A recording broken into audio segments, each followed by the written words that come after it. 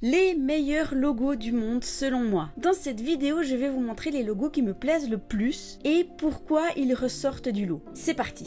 Alors, il y a plein de logos où c'est que vous avez peut-être vu qu'il y avait une signification derrière. Et dans les plus connus, on retrouve par exemple le logo de Amazon. Où c'est que si on regarde bien, il y a une sorte de flèche qui relie le A et le Z. En même temps, la compagnie propose un catalogue de produits allant de A à Z. Mais en même temps, on peut trouver dans cette flèche un sourire. Ce qui veut dire qu'il y a de la joie, de la convivialité qu'on peut retrouver sur ce site internet.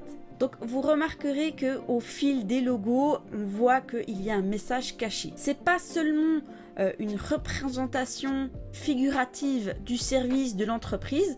Si par exemple vous avez un restaurant de pizza, on montre juste une pizza. Non, le graphiste doit essayer d'aller plus loin dans la réflexion. On doit trouver un sens, un symbole, toute une réflexion derrière qui fait qu'il y aura le petit plus qui dira au client « Ah !» ça j'aime.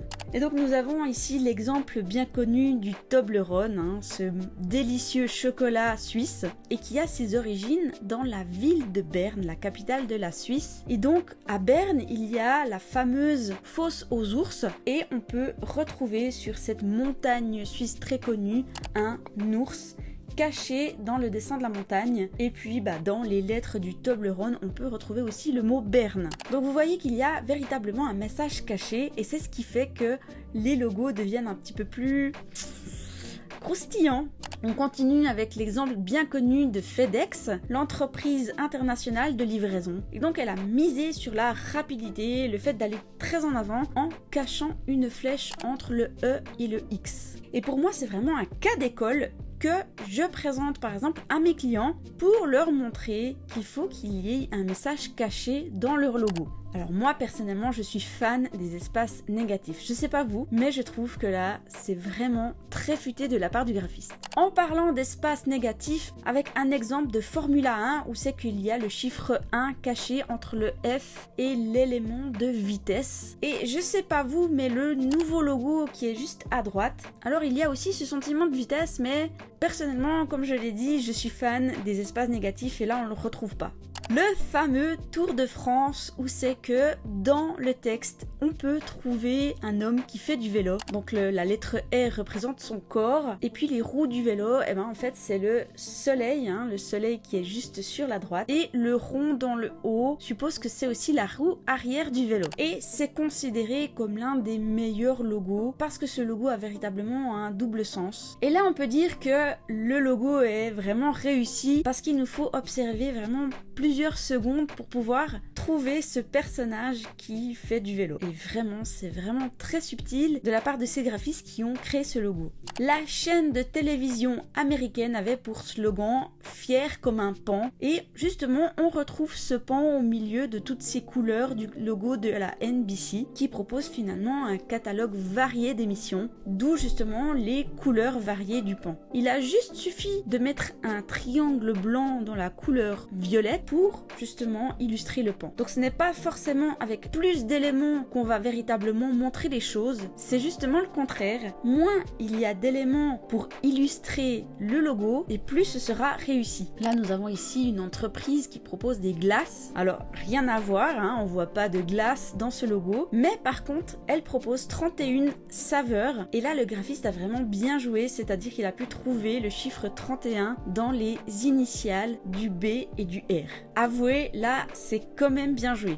Alors on continue avec un autre logo qui est magnifique, où c'est qu'il s'agit d'un club de golf et non seulement on voit un personnage qui joue au golf, mais non seulement on peut aussi imaginer une silhouette d'un soldat romain avec son casque et en même temps, troisième chose, on peut aussi y trouver la vitesse, le fait de taper la balle de golf.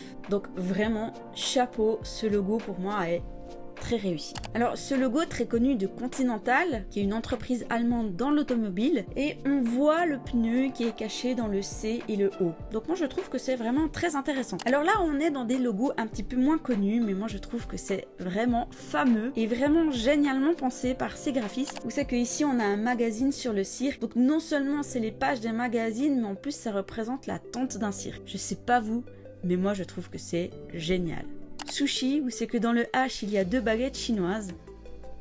très fameux. Yoga Australia, où c'est que l'espace négatif entre le bras et la jambe représente en fait le pays de l'Australie. Ça c'est bien joué. Ici, cette entreprise qui a voulu miser avec cette flèche qui est entre le E et le X. Un petit peu comme FedEx, mais pas la même chose. Et là, chapeau au graphiste. Le logo Elephant, où c'est qu'on retrouve la trompe de l'éléphant dans le E. Donc non seulement il y a un E, non seulement il y a une trompe d'éléphant. La classe. Families. Des fois, il n'y a même pas besoin d'expliquer pourquoi c'est tellement génial. Et on voit que avec très peu, on peut faire d'un logo quelque chose de vraiment très réussi. Tostitos qui propose des chips. Et là, on voit vraiment l'esprit de convivialité avec ces deux bonhommes qui figurent dans les lettres T et I. Il fallait y penser, hein, et c'est vraiment très réussi. Alors, peut-être que les prochains, il n'y a même plus besoin d'expliquer, parce que là, Cinéma Café, tout est dit. Unlock avec le cadenas ouvert qui est dans le U. Freedom avec l'oiseau qui s'envole. Non mais c'est super, c'est génial. Pause. Et là on devine le mot parce qu'il y a le début et la fin. Donc on peut jouer avec des lettres au milieu tant qu'on voit que c'est vraiment bien montré au début et à la fin. Notre esprit, notre sens de l'observation où on va facilement pouvoir interpréter le mot parce qu'il a le début et la fin. Et là c'est vraiment très bien réussi. Vino piano, élégant, classe, génial. Uptown avec des maisons qui sont aussi des flèches. Kingfish, c'est que l'on peut trouver des poissons dans la couronne. Et pour finir, un petit dernier, c'est que c'est Black Cat et puis on peut voir les yeux du chat entre les deux C du logo. C'est excellent. Je sais pas ce que vous vous en pensez, mais tous ces logos, j'en suis vraiment très fan. Encore une fois, on a plusieurs significations dans tous les exemples qu'on a vus. Des messages cachés, des choses que l'on peut trouver après quelques secondes d'observation. Et là, on voit vraiment que les graphistes font le pas d'après, c'est-à-dire d'être plus subtil, plus réfléchi dans le concept que de juste montrer une image basique d'une pizza pour un restaurant de pizza par exemple. Et qu'est-ce qu'on apprend à travers tous ces logos? C'est que nous aussi, en tant que créateurs graphiques, on peut essayer d'aller plus loin et de proposer autre chose à nos clients. Peut-être qu'un client va vouloir mettre en avant le côté traditionnel ou alors que peut-être il a une histoire à raconter derrière son logo et ça va vraiment toucher le client si on met justement un bout de cette histoire dans son logo. Dites-moi dans les commentaires ce que vous en avez pensé, quel a été votre logo préféré, ou alors si vous en avez d'autres. Je lis tous vos commentaires et je trouve ça super intéressant. Si vous souhaitez débuter dans le graphisme, j'ai créé un guide PDF gratuit à télécharger dans la description ci-dessous. Sur ce, je vous dis à bientôt dans une prochaine vidéo. Ciao!